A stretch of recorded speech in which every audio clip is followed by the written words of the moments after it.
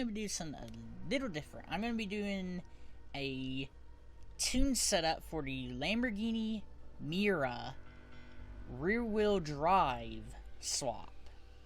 Because like this one's the concept, so this one they made it all-wheel drive because it's based off the Murcielago.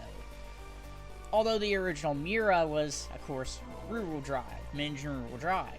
So, the first thing you're going to need a fully custom suspension, of course.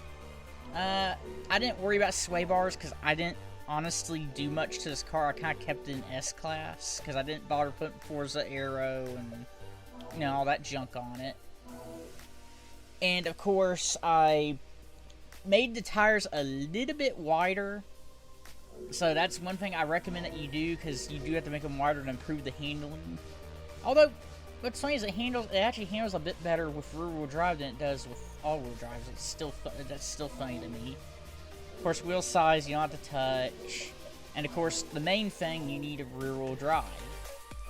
But, after that, you go to tunes, and you don't have to do the tire pressure like that, but I do 29.0.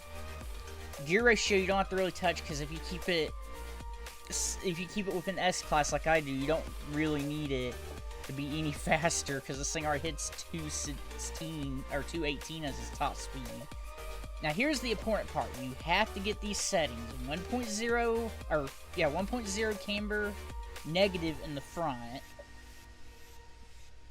0.5 negative in the front, and then for tow it has to be 0.2 out. That reduces understeer, because this thing for some reason has a problem with understeer after you make it rear-wheel drive, which is kind of odd. And in the rear you need 0.6 to make it a little bit more stable around the corners, because it has a problem with sliding at lower speeds. And of course that you turn all the way up. And of course, sway bars I didn't put on, as I said before. Ride height, you don't have to really touch it if you don't want to, because this thing already rides low enough as is. I didn't really touch the bump. I didn't really touch much else.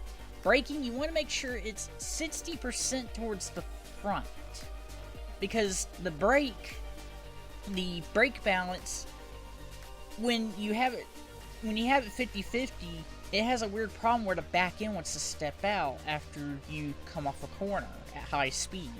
So you want to have it 60% in the front to give the back end just enough braking, but not enough to step out. So you want a little bit more braking in the front, as you can see. And of course, differential, you could do whatever you want, but I recommend just keeping it 50-50 because it does fine there. And I guess I'll go quiet and let you see what you think of it when it's out on the track.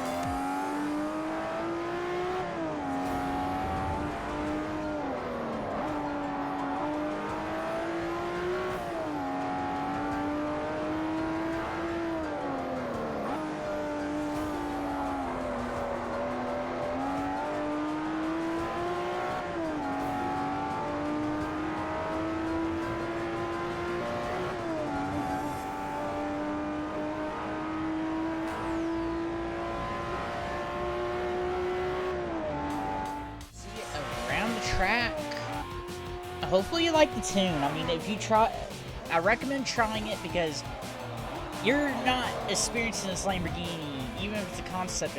That's the computer doing that.